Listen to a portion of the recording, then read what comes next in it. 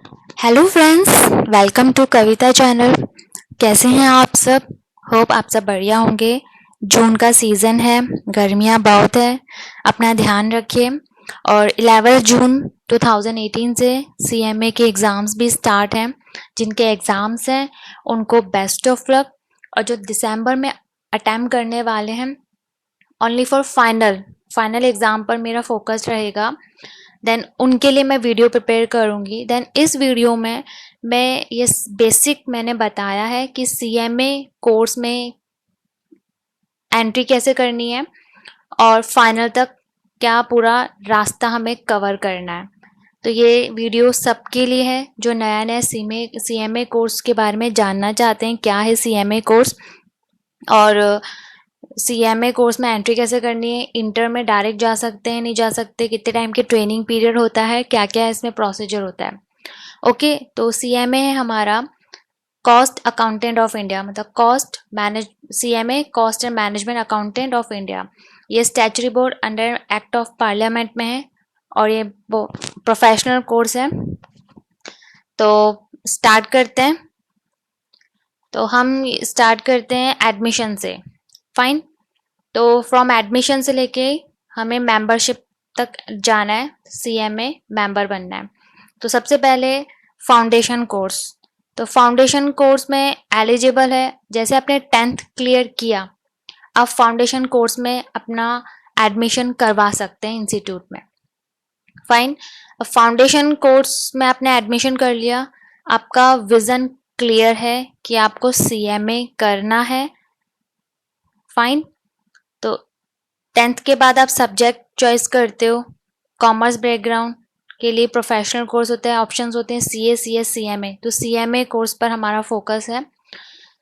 जैसे आपने 12th standard पास किया, आप फाउंडेशन एग्जाम के लिए अपीयर हो। ठीक है, आप फाउंडेशन एग्जाम दे सकते हो। एक तो ये तरीका हो गया। फाउंडेशन एग्जाम के बाद आप इंटर एग्जाम में आप जा सकते हो।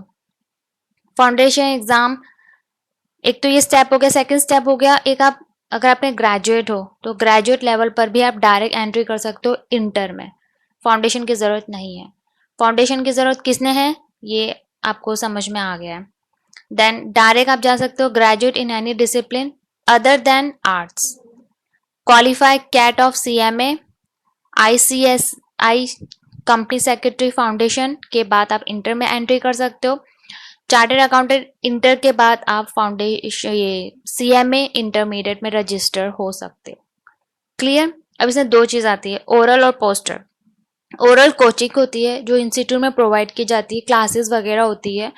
पोस्टल में आप खुद सेल्फ स्टडीज करते हो या प्राइवेट कोचिंग वगैरह लेते हो, वॉट एवर। तो ओरल कोचिंग का ये होता है, इंस्टीट्यूट आपको प्रोवाइड करता है, पोस्टल में आप सेल्फ स्टडी करते हो। तो ये दोनों बेसिक डिफरेंस होते हैं। ये चीज़ फाइनल में भी होता है।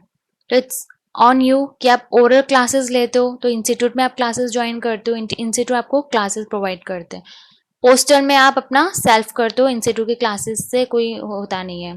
ठीक है, फाइन। आप इंटरमीडिएट कोर्स में रजिस्टर के बाद आपका 3 days का complete communication and soft skill training होता है और 100 hours का कंप्यूटर ट्रेनिंग होता है। बेसिक आपको कंप्यूटर नॉलेज दी जाती है। फाइन। देन इसके बाद आप इंटर एग्ज़ाम के लिए एलिजिबल होते हो। बोथ ग्रुप आप दे सकते हो। अब इंटर एग्ज़ाम क्लियर हो गया आपका। फाइन। इंटर एग्ज़ाम के बाद अब आपका आता है फाइनल। इंटर एग्ज़ाम में आपके क्या क्या सब्जेक्ट्स होते हैं, फाउंडेशन में क्या सब्जेक्ट्स होते हैं, फाइनल में, ये नेक्स्ट वीडियो में मैं डिस्कस करूँगी। ओके। देन फाइनल कोर्स में भी वही ओरल और पोस्टल का ऑप्शन आ गया है, तो मैंने आपको पहले डिस्कस कर लिया है ओरल पोस्टल का, नॉट अगेन।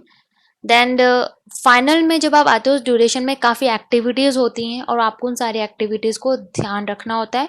इंस्टीट्यूट आपको अपडेट करते रहते हैं। फॉर एग्जांपल आपकी oriented industry oriented training program होता है, ये आपकी इंस्टीट्यूट में ही होती है 7 days। आपको इंस्टीट्यूट से आपको अपडेट कर दिया जाएगा और आपको ये अटेंड करना होता है। अच्छी बात है, करनी चाहिए अटेंड। और आपकी प्रैक्टिकल ट्रेनिंग होती है। अब क्वेश्चन मार्क, बहुत बड़ा क्वेश्चन मार्क यहाँ आ जाता है कि हमें प्रैक्टिकल ट्रेनिंग करनी चाहिए या डमी से काम चल जाएगा। देखो, काम तो डमी से भी चल जाता है, लेकिन आपको, अब आप एक प्रोफेशनल में हो, don't be emotional, for always be practical. बिल्कुल सही बात है ये। और कर सकते हैं आप डमी, इट्स ऑन यू। लेकिन जब आप फाइनल्स में जब आप पढ़ने बैठोगे, जो बुक्स में काफ़ी ऐसी चीज़ें हैं जो आप प्रैक्टिकल नॉलेज से आप अच्छा ग्रिप कर लेते हो उन चीज़ों। फॉर एग्जांपल जीएसटी का ही ले लो आप। फाइनल में आपका जीएसटी है, goods and service tax. Practical आप ट्रेनिंग करोगे तो जीएसटी की नॉलेज मिलेगी। दूसरी चीज़ ईआरपी आपको मिलेगा, एंटरप्राइज रिसोर्स प्लानिंग। अब ये ईआरपी क्या होता है, एसएपी क्या होता है, एक्सबीआरएल क्या होता है, एक्सटेंसिबल बिजनेस रिपोर्टिंग लैंग्वेज। तो काफ़ी सारे टर्म्स हैं। कॉर्पोरेट गवर्नेंस, और रिटर्न्स कितने तरह की होती है, आईटीआर कैसे फाइल होती है। तो ये सब चीज़ें हमें प्रैक्टिकल ट्रेनिंग किसी सीएमए के अंडर में आप प्रैक्टिकल ट्रेनिंग लेते हैं, वहाँ पे ये सब चीज़ें आपको सिखाई जाती है।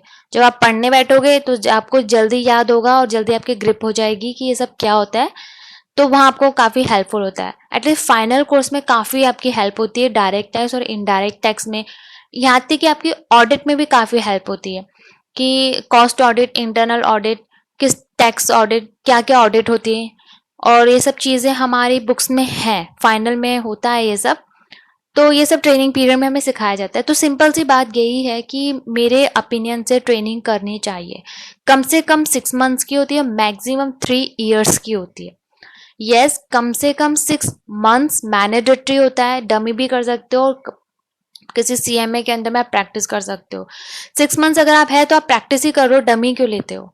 और मैक्सिमम 3 ईयर्स होता है, तो 3 ईयर्स आप किसी अच्छे ऑर्गेनाइजेशन में अगर आप 3 साल टिक के आप ट्रेनिंग लेते हो तो आप काफ़ी सारी चीज़ें आप सीख समझने लग जाते हो। रही बात स्टडी का, तो पैरेलल में आप स्टडी भी करते रहो, फिक्स टाइम डिसाइड करके, क्योंकि स्टडी दोनों का आपको बैलेंस बनाकर करना पड़ता है। तो इट्स अप यू कि मैंने दोनों का बता दिया क्या फ़ायदा है और क्या होता है।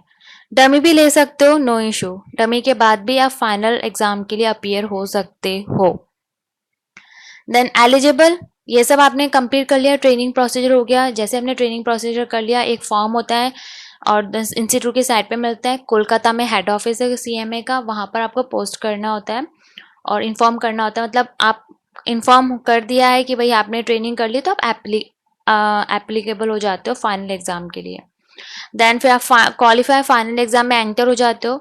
ड्यूरिंग फाइनल एग्जाम के में एक मॉड्यूलर ट्रेनिंग होती है 15 डेज की। ये आपको वही इंस्टीट्यूट से अपडेट आ जाता है और ये सब आपको अटेंड करनी होती है। ये हमारे प्रोफेशनल सीएमए के लिए बहुत फ़ायदे के लिए चीज़ होती है। काफ़ी हमें, हम प्रोफेशनल हैं तो हमें एक चार दीवारी से बाहर रहकर प्रैक्टिकल वर्ल्ड में क्या हो रहा है ये सब चीज़ें हम इंस्टीट्यूट प्रोवाइड करते हैं और हमें ये सब यूज़ करनी चाहिए फैसिलिटीज़। देन ट्रेनिंग वगैरह आपकी कंप्लीट हो गई है, फाइनल एग्जाम आपने अपीयर कर लिया है, देन आप फाइनल एग्जाम आपने क्लियर कर लिया, वाह बल्ले बल्ले हो गया। Then you are become a CMA and then you are now become a member of the institute of cost accountant. तो ये पूरा स्टेप्स था, ये पूरा रास्ता था। आपने अपना विज़न तैयार किया कि मुझे सीएमए इंस्टीट्यूट का मेंबर बनना है। विज़न के लिए मिशन बनाना पड़ता है और मिशन हमारा एक फाउंडेशन लेवल से भी स्टार्ट होता है, एक इंटर लेवल से। तो वो पूरा हमने डिस्कस कर लिया। तो इस वीडियो को बनाने का मेरा मेन टारगेट यही था, बेसिक बताना कि इसमें क्या स्ट्रक्चर होता है। रास्ता हमने देख लिया है, अब इसमें क्या सब्जेक्ट्स होते हैं नेक्स्ट वीडियो में मैं आपको डिस्कस करूंगी, और इसमें कितना क्या स्कोप है, किसके फील्ड में स्कोप है, क्या सैलरी पैकेज होता है। तो बी इन टच। और अगर आपको वीडियो अच्छा लगा है तो प्लीज़ शेयर कीजिए अपने फ्रेंड्स के साथ और लाइक करना ना भूलिएगा, कमेंट ज़रूर कीजिएगा। एंड टेक केयर, अपना ध्यान रखिएगा। Thank you for watching this video, bye.